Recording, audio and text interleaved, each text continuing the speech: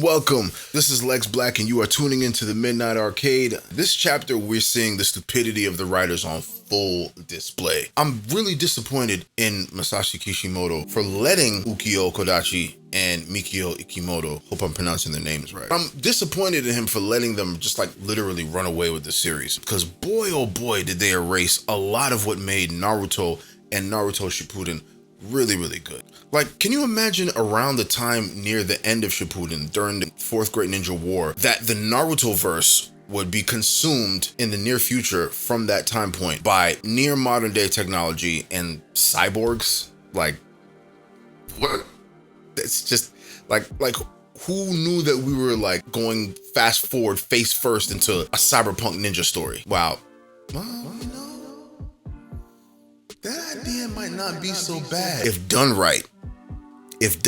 But anyway, all right. Anyway, again, this, as always, is a spoiler alert. And before I go any further than that, I would like for you guys to like, comment, and subscribe, man. Subscribe to the channel. You won't be sorry.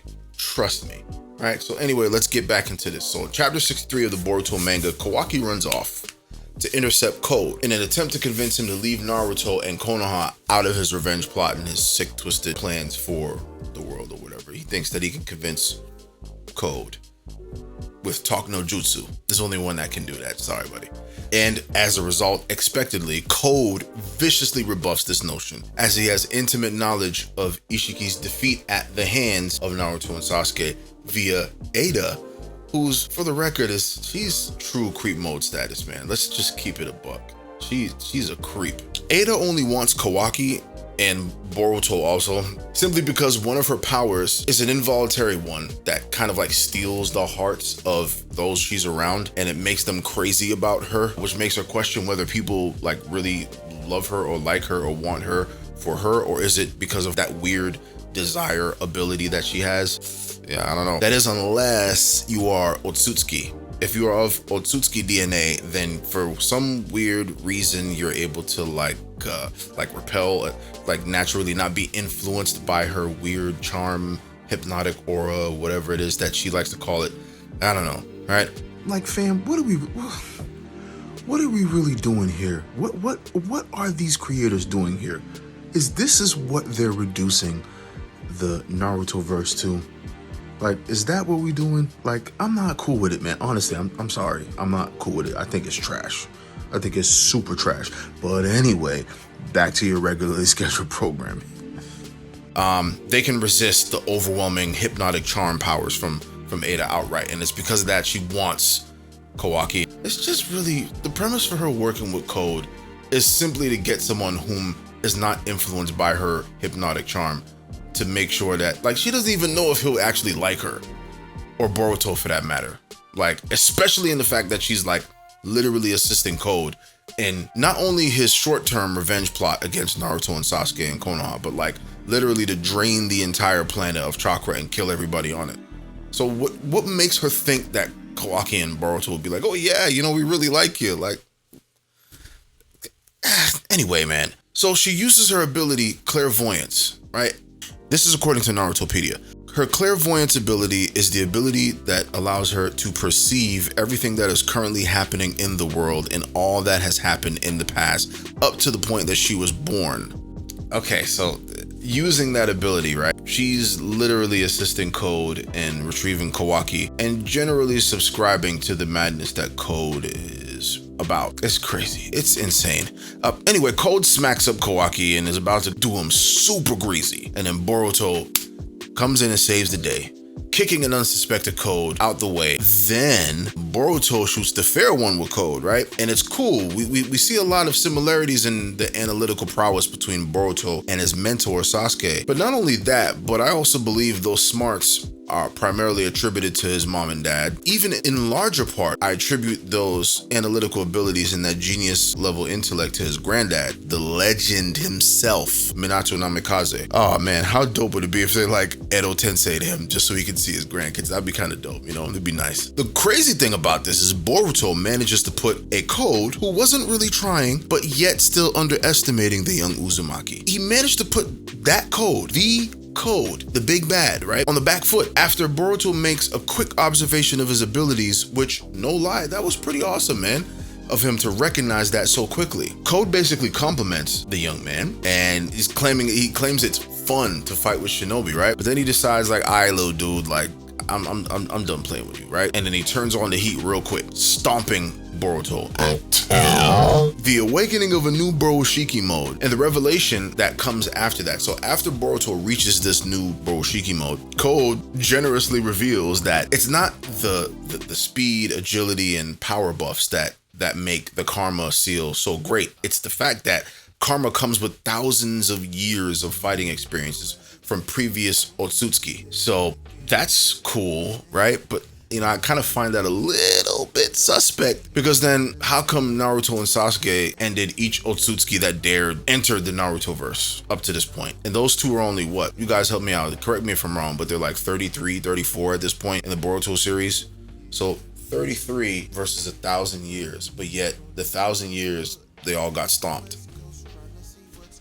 Plot convenience, I guess.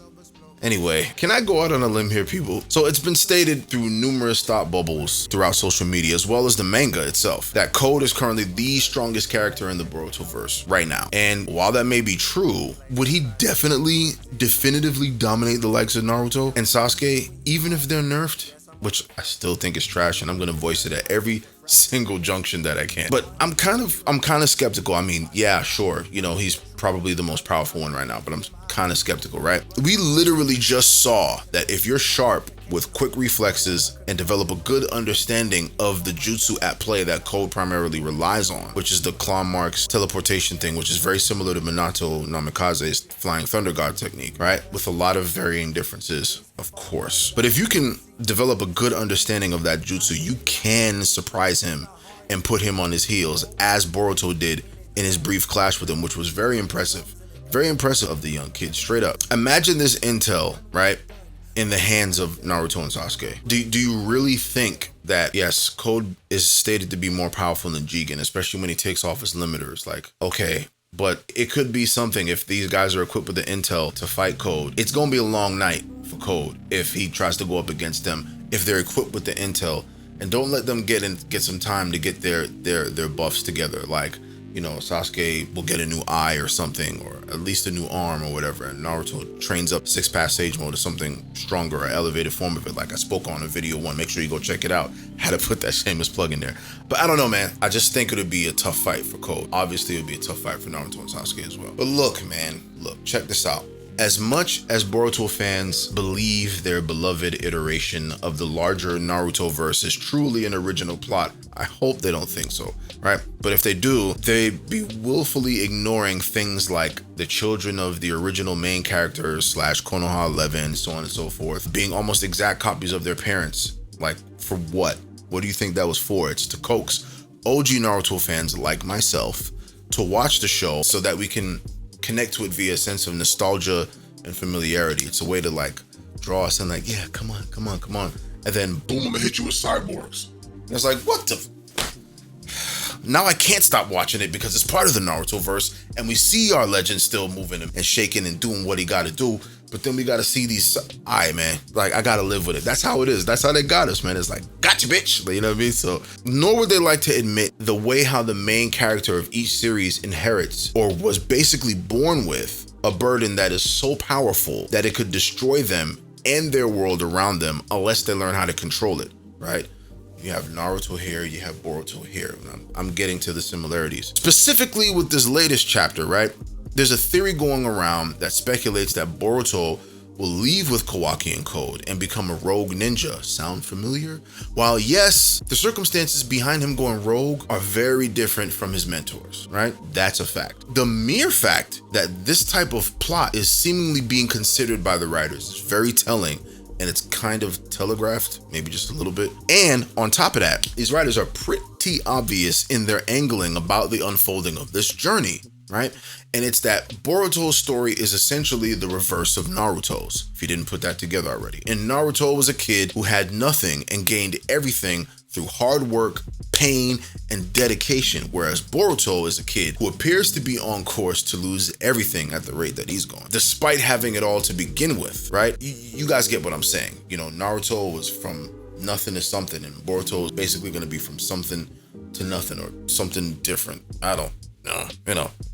Anyway, can we revisit something really quick? All right, the more I think it over, guys, the more I believe the nerfing never needed to happen. I'm not leaving that alone, man. The nerfing, I really don't believe that the nerfing needed to happen with our main guys, right? Like, in order for the younger generation to blossom, the nerfing never needed to happen. And look no further than the legend himself, Hatake Kakashi, right? Whenever his students leveled up, he inevitably did so as well. If you recall, throughout the series of Naruto and then Naruto Shippuden, they never had to, like, take off his arm or take away they didn't take away Sharingan to the very end.